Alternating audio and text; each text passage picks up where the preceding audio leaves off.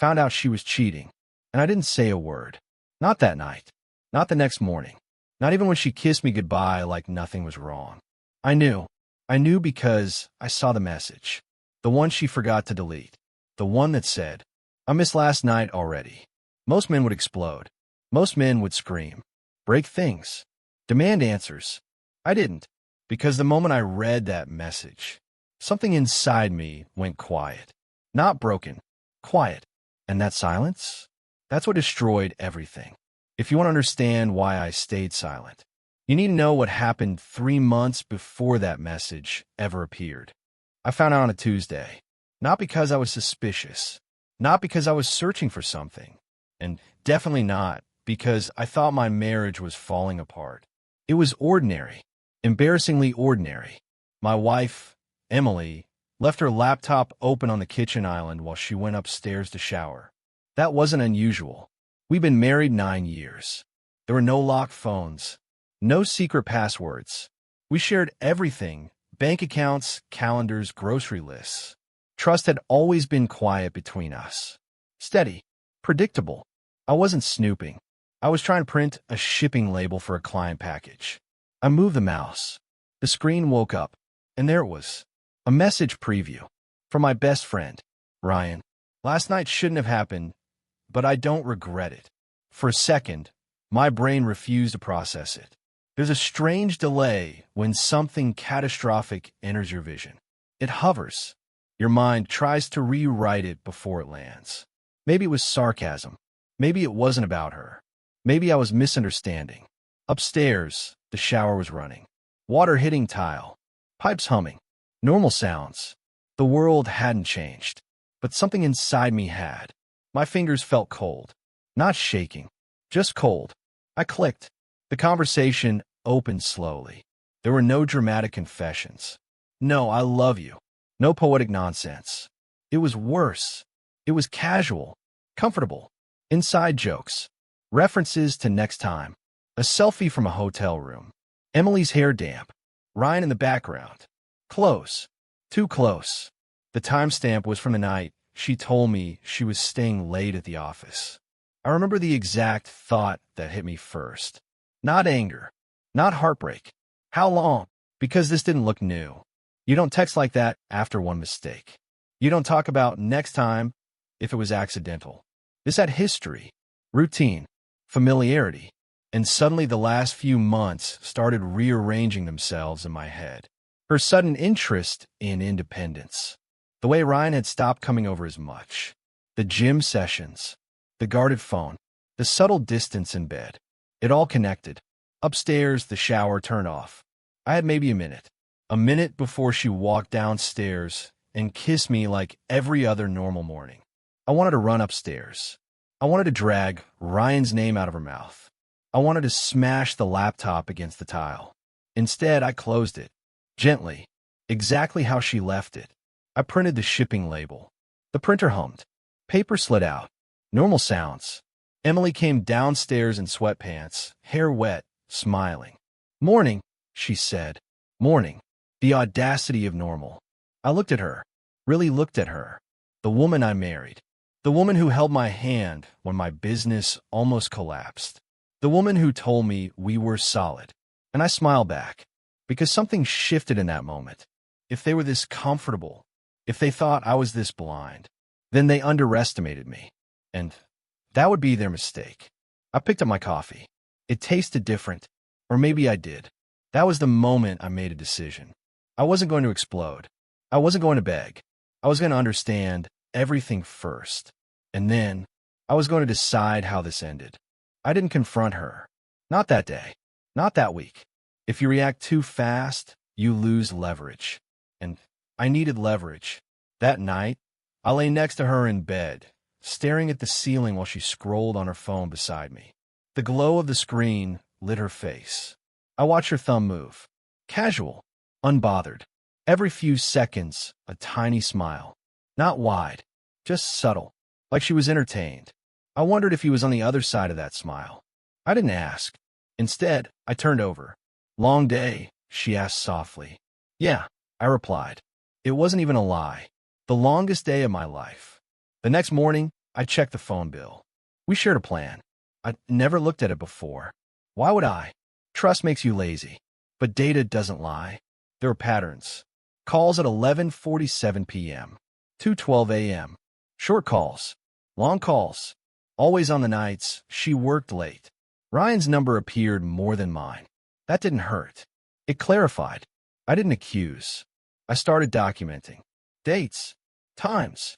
Excuses she used. Locations she claimed. I checked our shared calendar. On the nights, she said she was at team dinners. Ryan's location history, which he had once proudly shown me for some hiking app, showed he was nowhere near his house. I drove past the hotel from the selfie. Twice. The staff probably thought I was weird, but I needed to see it. It wasn't about pain anymore. It was about control. The worst part wasn't the cheating. It was the normalcy.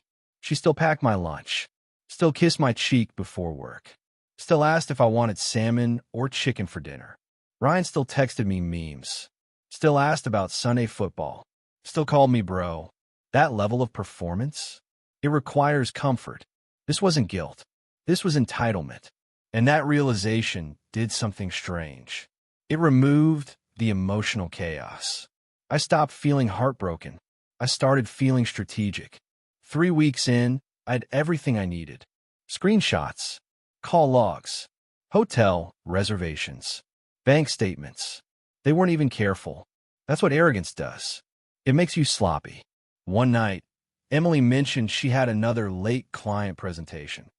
I nodded. Need me to stay up? I asked. She smiled. Don't wait for me. I didn't.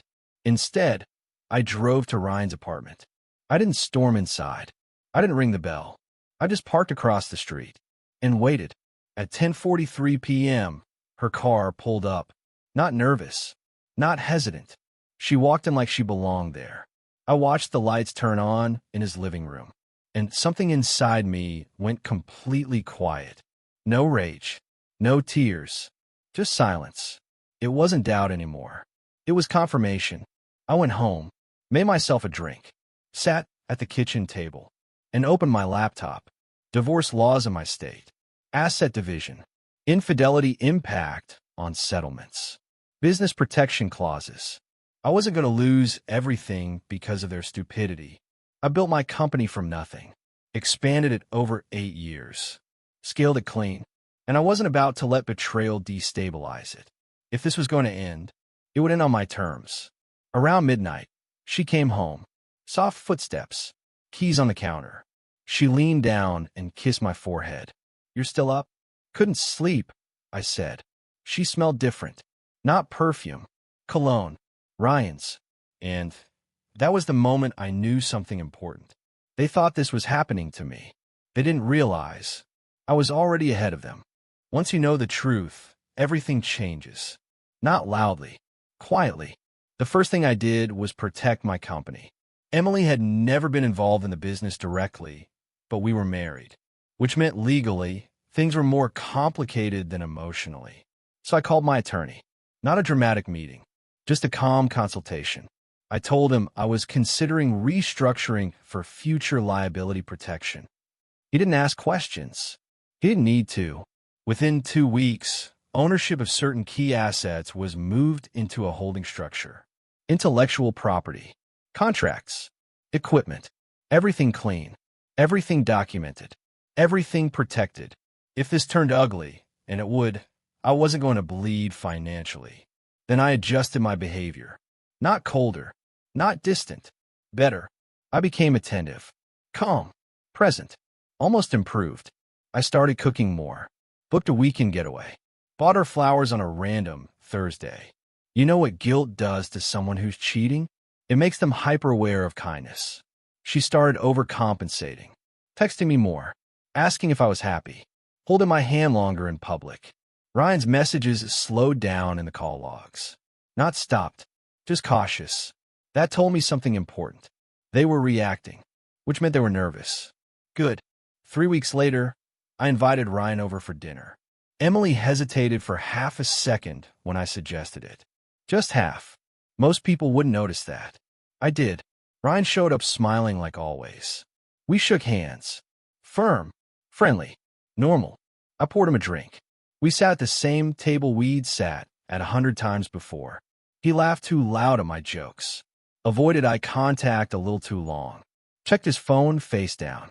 Emily was quieter, not scared, but alert. It was fascinating, watching two people manage a lie in real time. Halfway through dinner, I said something simple. Business has been good lately. Ryan nodded. That's great, man. Yeah, thinking of expanding.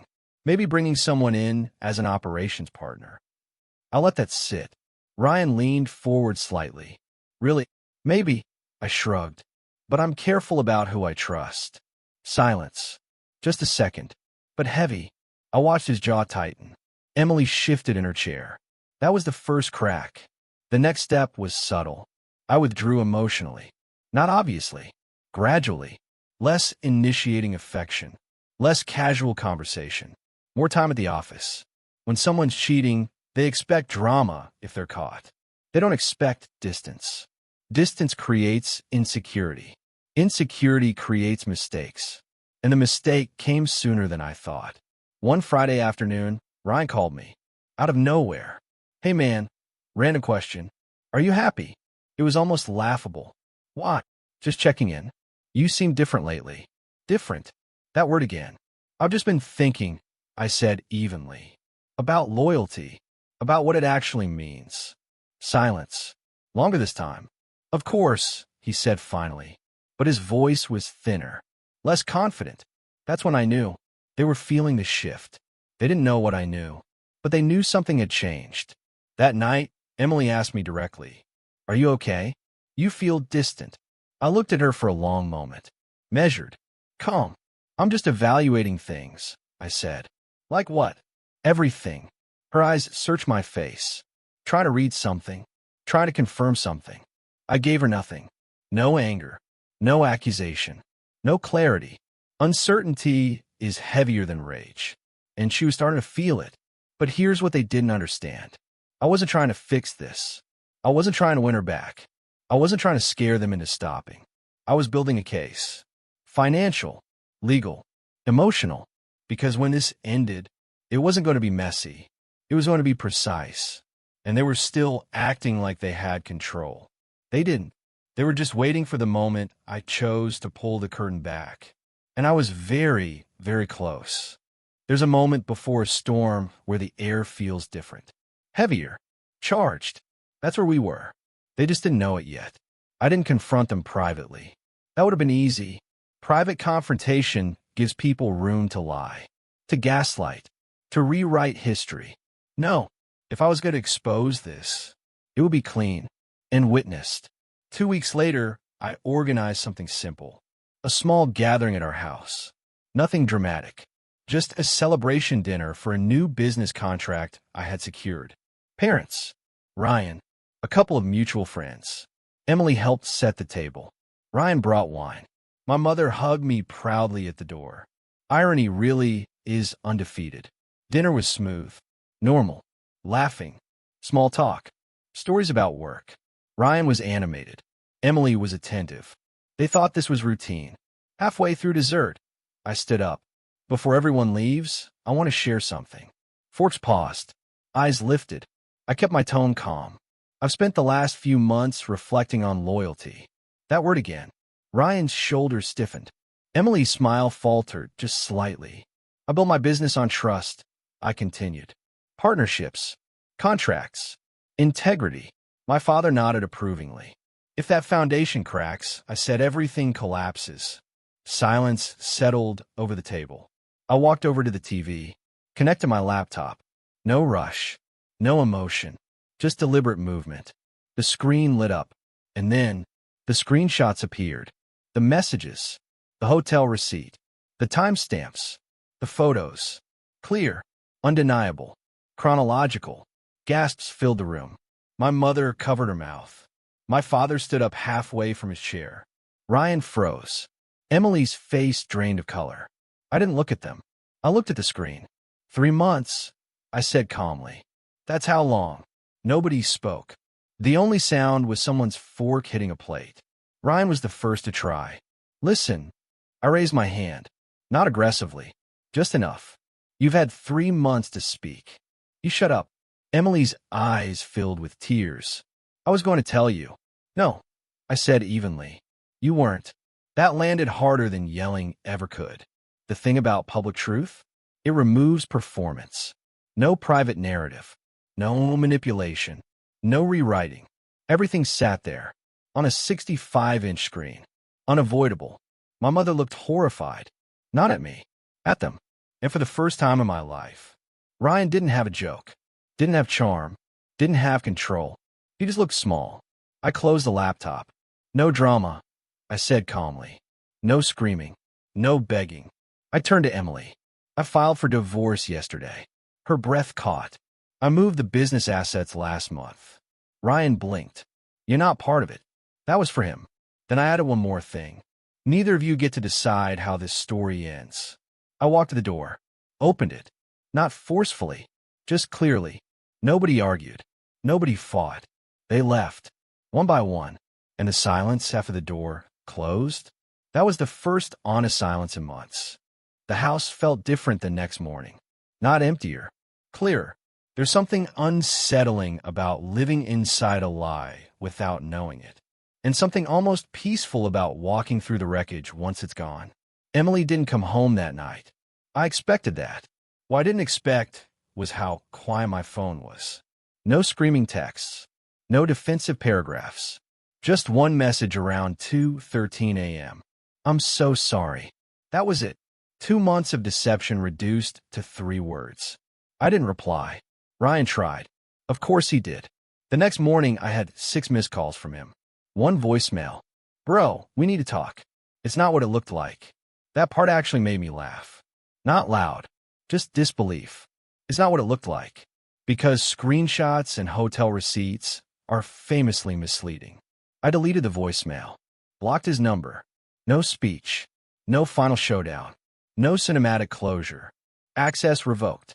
That was the closure. By Monday, the social shift began. Mutual friends started reaching out. Some neutral. Some shocked. Some pretending they had always felt something was off. Funny how hindsight makes everyone intuitive. But here's what mattered. Nobody defended them. Nobody questioned the evidence. When truth is presented cleanly, without drama, it's hard to fight. Ryan's reputation took the bigger hit. He wasn't just a cheater. He was the guy who betrayed his best friend. That sticks. Business partners distanced. Invitations slowed. The easy charm didn't land the same way anymore. Trust is currency, and he had just defaulted publicly. Emily moved into a short-term rental. Her messages shifted tone after a week. From apology, to explanation, to quiet attempts at justification. You've been distant. I felt lonely. You were always at work. It's fascinating how betrayal rewrites history, as if I had forced her into another man's apartment. I didn't argue, because arguing means you're still negotiating. And I wasn't negotiating. The paperwork moved forward cleanly. Assets already secured. Accounts separated. Lawyers efficient. There was no chaos. Just procedure. About 3 weeks later, I ran into Ryan at a grocery store. Small town. Inevitable collision. He looked thinner. Less polished. He started toward me like he wanted to say something. Then stopped. Whatever speech he had prepared died halfway across the aisle. We stood there, 10 feet apart. No anger left in me. Just recognition. You don't get betrayed by strangers. You get betrayed by people you trusted. That's the real lesson. He opened his mouth, closed it, and turned around. That was enough. Emily asked for one final conversation before the divorce finalized. Closure, she called it. We met at a quiet cafe. Public, neutral, controlled. She cried. Not dramatic, not theatrical, just tired. I didn't think you'd react like this, she admitted. How did you think I'd react? I asked. She hesitated. Angry. Loud. Maybe we could have worked through it. Worked through it. That phrase. I looked at her calmly. You didn't lose me when you cheated, I said. You lost me when you got comfortable lying. That's the part people don't understand. Infidelity isn't just a mistake. It's sustained deception. And deception requires rehearsal. She nodded slowly. I stood up. There wasn't anything left to say. But here's the thing about fallout. It's not explosive. It's gradual erosion. Ryan's girlfriend left him within 2 months. Apparently, betrayal loses its thrill when it's public. Emily tried dating again quickly. That didn't last either. Turns out people Google names now. Stories travel. Reputation follows. And I didn't have to say a word. Meanwhile, my business expanded. New contracts. New staff. Cleaner focus. When emotional chaos leaves your life, energy returns. And energy compounds. I slept better. Thought clearer. Moved sharper. Pain doesn't destroy you. Confusion does. Once the confusion is gone, clarity builds momentum. 6 months later, I hosted another dinner. Smaller. Different people. Different energy. No tension in the room. No secrets sitting at the table. Just honesty. And for the first time in a long time, peace didn't feel fragile. It felt earned. People think revenge is loud. It isn't. Real revenge is silence, distance, and watching consequences unfold without interfering. It's been a year now. The divorce is finalized. The house is mine. The business has grown almost 30% since everything happened. Not because I worked harder, but because my mind wasn't divided anymore. There's something freeing about knowing exactly where you stand, even if where you stand is alone. Ryan and I haven't spoken since the grocery store. I've heard things. Small-town information travels in whispers. He switched jobs again, lost some clients, burned through a couple friend groups. Turns out, when someone is willing to betray their closest friend, people wonder when their turn is coming. Trust doesn't regenerate easily. Once it cracks, people see you differently, and they never fully forget. Emily reached out once, about 6 months ago, not to reconcile, not to fight, just to say she hoped I was doing well. I kept the response simple. I am, because I was. Not happy in some movie-ending way, but steady, grounded, clear. And that kind of peace is worth more than drama. Looking back, I don't regret how I handled it. I don't regret not yelling. I don't regret not breaking plates or throwing punches. I don't regret the public exposure either. Some people would call it harsh, but betrayal done in private thrives in darkness. Truth belongs in light. And I didn't lie. I didn't exaggerate. I simply presented facts and let gravity do the rest. Here's what I learned. When someone cheats, they gamble on your reaction. They assume emotion will make you reckless. They assume anger will make you loud. They assume pain will make you desperate. What they don't expect is control. Calm shifts power. Silence unsettles liars. Preparation protects you. And exposure without hysteria? That's surgical. The night I first saw that message, I thought my life was collapsing. Now I realize something else. It was clarifying. I didn't lose a wife. I lost an illusion. I didn't lose a best friend. I lost access to someone who never deserved the title. And in losing both, I gained something more valuable. Self-respect without negotiation. If you're going through something similar, here's the part nobody tells you. You don't have to destroy them. You don't have to scream. You don't have to prove your pain. You just have to move correctly. Secure yourself. Prepare quietly. And when the time comes, step back. Let truth do what truth always does. They thought I was blind. They thought I was soft. They thought I'd react emotionally. They were wrong. And that was enough.